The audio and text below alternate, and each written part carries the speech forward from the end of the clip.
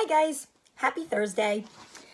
Mr. Jordy's back to reading Charlotte's Web, Chapter 2, Wilbur. Fern loved Wilbur more than anything. She loved to stroke him, to feed him, to put him to bed. Every morning, as soon as she got up, she warmed his milk, tied his bib on, and held the bottle for him. Every afternoon, when the school bus stopped in front of her house, she jumped out and ran to the kitchen to fix another bottle for him. She fed him again at supper time, and again just before going to bed. Mrs. Arble gave him a feeding around noontime each day when Fern was away in school. Wilbur loved his milk, and he was never happier than when Fern was feeding him a warm bottle. He would stand and gaze at her with adoring eyes. For the first few days of his life, Wilbur was allowed to live in a box near the stove in the kitchen. Then, when Mrs. Arble complained, he was moved to a bigger box in the woodshed. At 2 weeks of age, he was moved outside. It was apple blossoms time, and the days were getting warmer. Mr. Arble fixed a small yard especially for Wilbur under the apple tree and gave him a large wooden box full of straw with a door cut out in it so that he could walk in and out as he pleased. "Won't it be cold at night?" asked Fern. "No," said her father. "You watch and see what he does." Carrying a bottle of milk, Fern sat down under the apple tree inside the yard. Wilbur ran to her, and she held the bottle for him while he sucked. When he had finished the last drop, he grunted and walked sleepily into the box. Fern peered through the door. Wilbur was poking the straw with his snout. The snout is the nose of a pig. In a short time, he had dug a tunnel in the straw. He crawled into the tunnel and disappeared from sight, completely covered with straw. Fern was enchanted.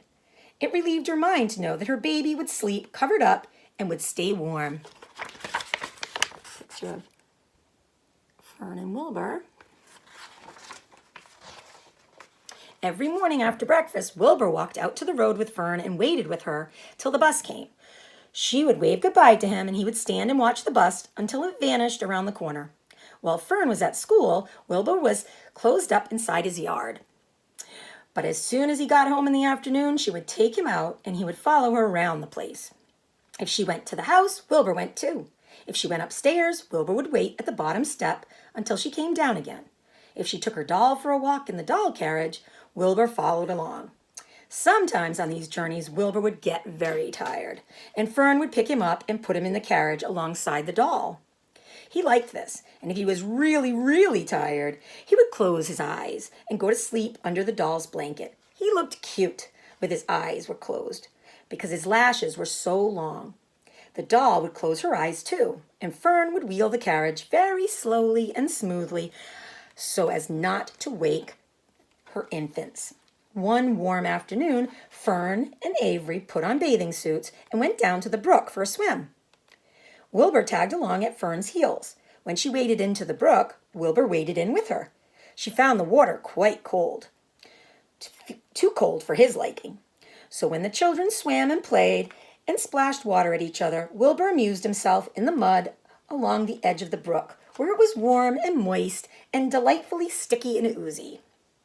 Every day was a happy day, and every night was peaceful. Wilbur was what farmers call a spring pig, which simply means that he was born in springtime. Let's see, there's a picture of them in the carriage.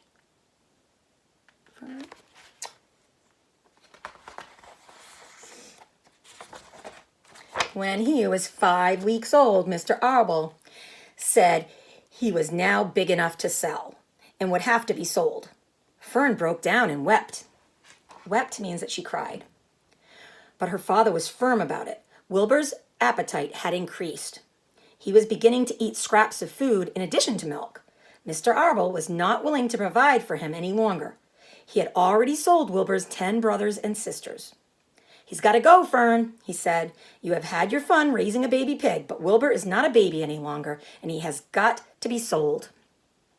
"Call up the Zuckermans," suggested Mrs. Arble to Fern. "Your Uncle Homer sometimes raises a pig, and if Wilbur goes there to live, you can walk down the road and visit as often as you like." "How much money should I ask for him?" Fern wanted to know. "Well," said her father, "he's a runt. Tell your Uncle Homer you've got a pig you'll sell for $6, and see what he says. It was soon arranged. Fern phoned and got her Aunt Edith and her Aunt Ethel hollered for... Oh, that doesn't make any sense. It was soon arranged. Fern phoned and got her Aunt Ethel, and her Aunt Ethel hollered for Uncle Homer, and Uncle Homer came in from the barn and talked to Fern. When he heard that the price was only $6, he said he would buy the pig. Next day, Wilbur was taken from his home under the apple tree and went to live in a manure pile in the cellar of Zuckerman's barn. Have a nice night, guys.